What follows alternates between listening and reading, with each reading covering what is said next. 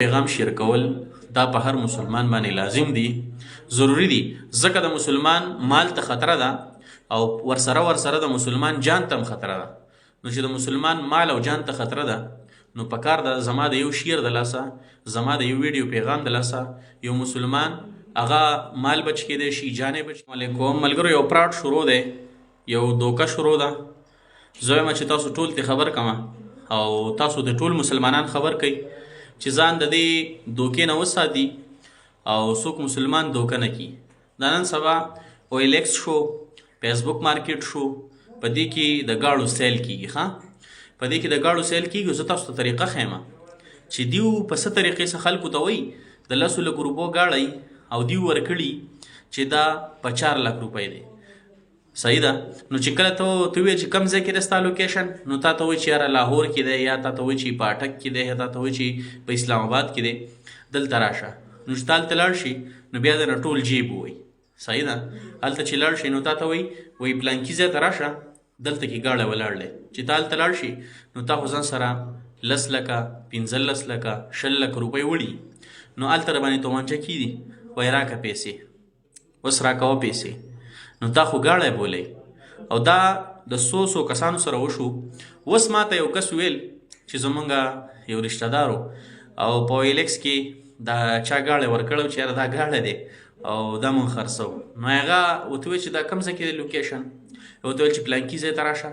چې پلانکي ځای ته تللی ورته ویلي چې دا ګاډی لږ اخوا سایډ ته ولاړ دی، ته مهرباني وکړه سایډ ته راشه.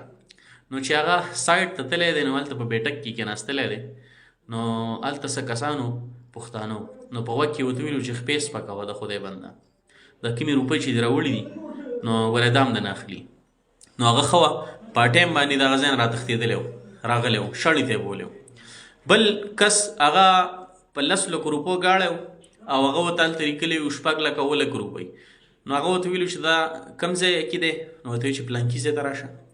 پلانکي ځای ته راشه. هلته چې تللی دی نو سر یې ورته تومانچه ایښې ده چې دا څونه پیسې دي څه وباسه.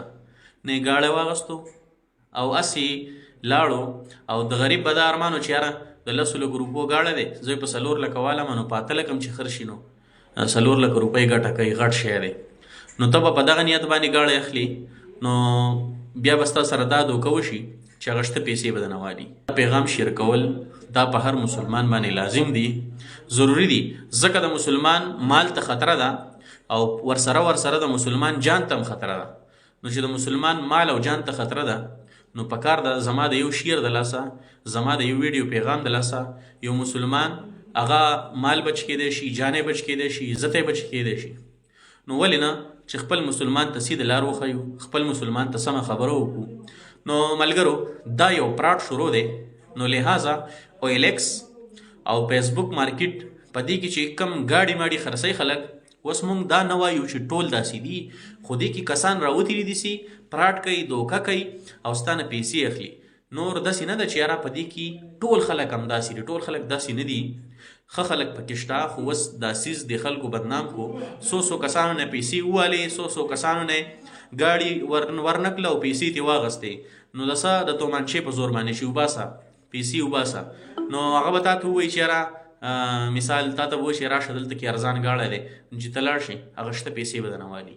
نو مسلمانانو دا اهم پیغام دی، دا په هر مسلمان باندې شیر کول لازم دي.